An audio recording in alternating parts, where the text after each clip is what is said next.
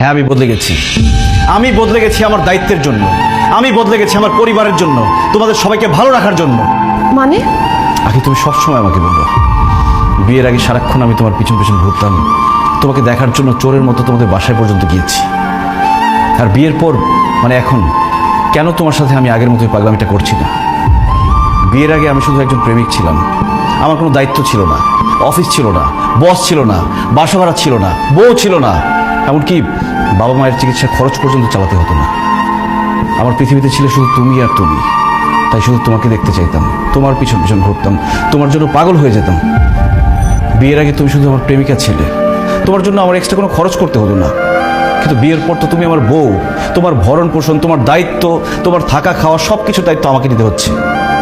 আমাদের বাসা ভাড়াটা এখন আমাকে দিতে হয়, আমার বাবা মায়ের চিকিৎসার খরচ আমাকে দিতে হয়। আর এই সংসারের পুরো দায়িত্বই তো এখন আমার।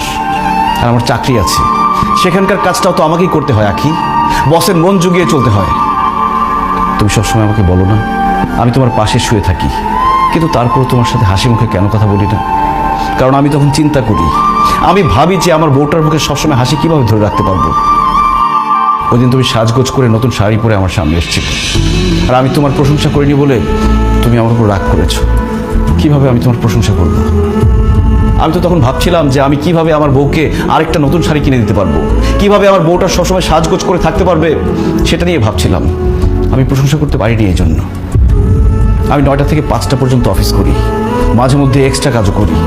অফিসে বসের সাথে কথা বলে, কলিগদের সাথে কথা বলার পর আর কথা বলার মতো কোনো শক্তি থাকে না আমার। তাই এসে আমি শুয়ে পড়তে চাই।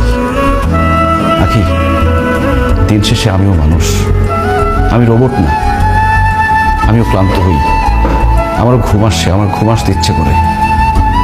তুমি সবসময় বলো না কেন আমি কাজকে সবসময় প্রাধান্য দিই, বসকে সবসময় প্রাধান্য দিই? আমার বসকে যদি আমি প্রাধান্য না দিই, আমার চাকরিটা চলে গেলে আমি তোমাদেরকে কোথায় রাখবো, কি খাওয়াবো? আখি, প্রেমিকের সাথে কখনো স্বামীর তুলনা করো না। একজন প্রেমিকের কোনো দায়িত্ব নেই, সে অনেক কিছুই করতে পারে। কিন্তু একজন স্বামীর মাথায় তার স্ত্রী, তার সংসার, তার বাবা মা সব কিছুর দায়িত্ব থাকে। আর একজন স্বামী নির্দিষ্ট একজন মানুষকে খুশি করার জন্য চাইলেও অনেক কিছু করতে পারে না। একজন প্রেমিক তার প্রেমিকাকে যতটুকু ভালোবাসে, একজন স্বামী তার স্ত্রীকে অনেক গুণ বেশি ভালোবাসে। কিন্তু সেই স্বামীটা তার স্ত্রীকে তার ভালোবাসা প্রকাশ করতে পারে না।